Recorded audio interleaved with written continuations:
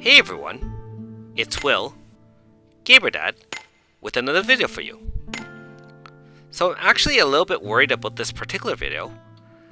As you can see, I've actually never done Barouki Area 4.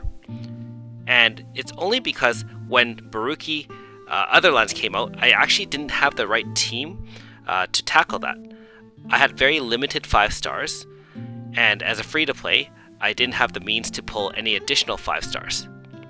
So first of all, for those who don't have a lot of 5 stars and are worried about finishing all the content, hopefully your luck changes and you eventually pull the 5 stars you need.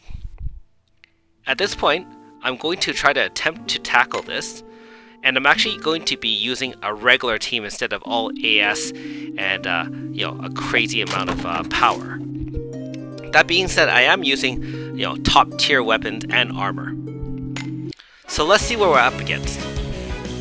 Now, for those who don't know, Vares is resistant to wind attacks, but he is vulnerable to all other attacks. He has no weaknesses though, so keep that in mind as well.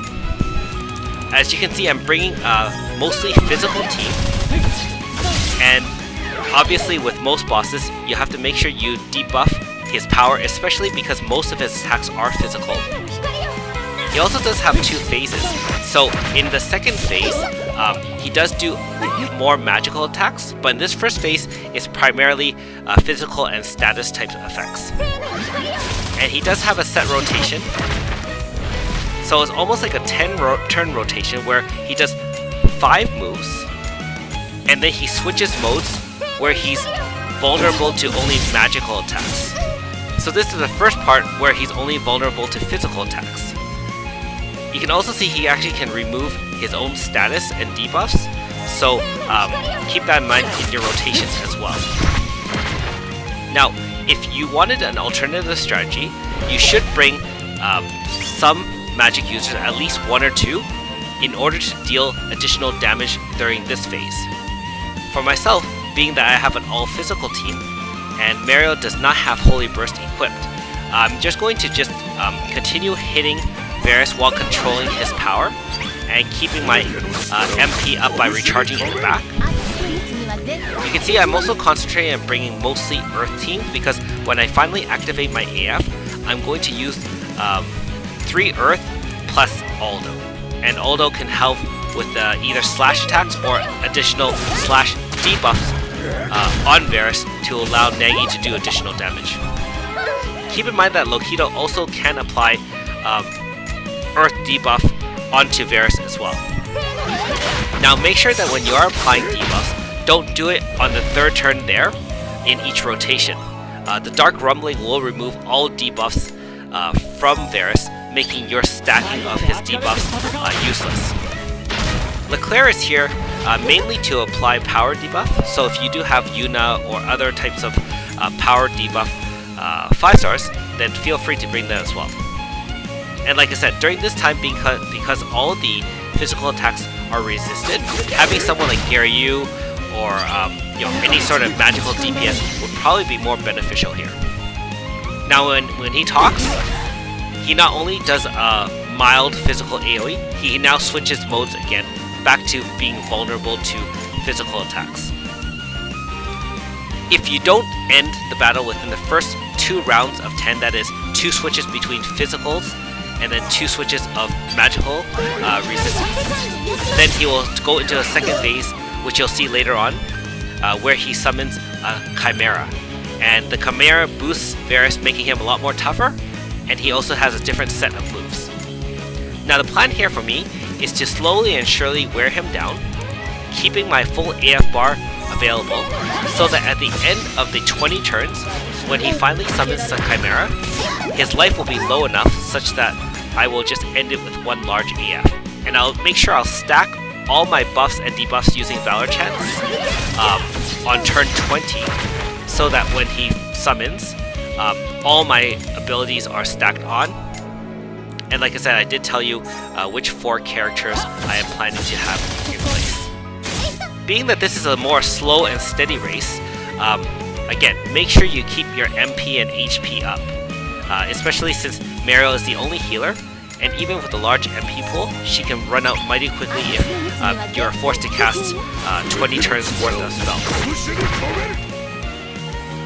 So again, just a reminder, every time he talks, he'll do that AoE and then switch modes, and you can see that the red flash means he's vulnerable only to magic. When he flashes to purple is when he is vulnerable to physical attacks. Now note that this is already the second rotation, so at the end of this 5-turn rotation of magic vulnerability, that's when I'm going to bring everyone in. So I'll count for the very last turn, the 20th turn, and then set everyone up.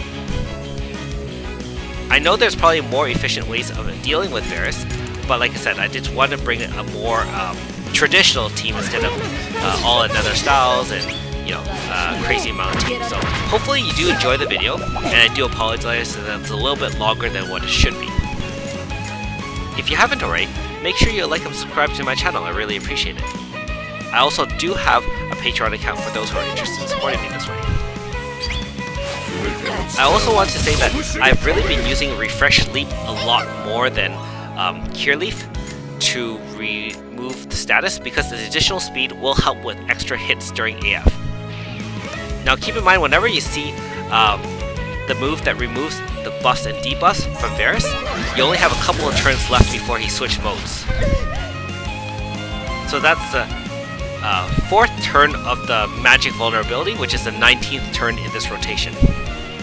So in one more turn, and we're going to set it all up, he will now switch back to physical vulnerability, and he'll summon his Chimera, and we're just going to end it right there and then. You can see that I did use Lokido to apply an Earth debuff, so that Serene and Negi will do maximum damage. And you can see Serene came in last in order to not only boost power of the team, but boost speed of the team.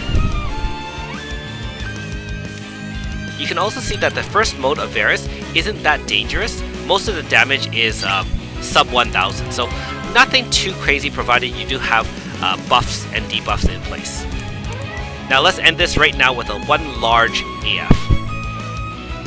And we're going to stack at least one slash resistance debuff in this case, and then we're just going to keep on hitting over and over and over again. And you can see that there's no problem at all. So although the battle took a little bit longer, we were never in any danger of losing. So there you go. Not too bad at all. So again, just remember, all the content is not time gated. You can always approach it later on when you do have the right 5-star team, or when you do have the right armor and weapons as well. Note that it took me so long to come back, and knowing that the team that I now have is not a problem. Okay, so finally beat it, and when you do beat all 4 areas of the very hard, you do get 1 gold badge plus 50 Chronos Stones. This is also a shadow-based dungeon, so you do need 180 shadow to unlock all 3 slots. Unfortunately, I don't have that, of course. Alright, so there's my badge, which is not bad.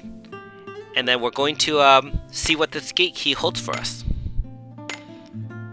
Also, let me know in the comments below how your Phantom Crystal Dimension keys have been going. For me, not too much luck, unfortunately. Haven't gotten to the end for some time.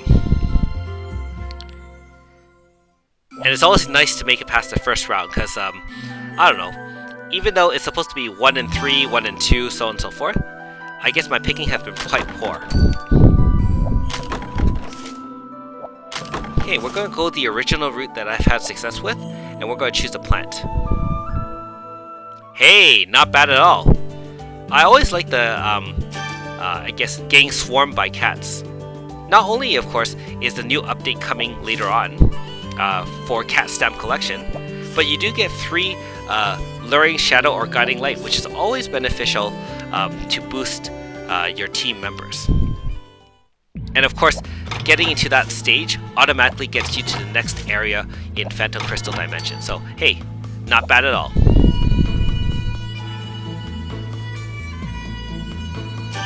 Alright, so again, I'm going to go with the middle ladder, hoping that brings us to Actual.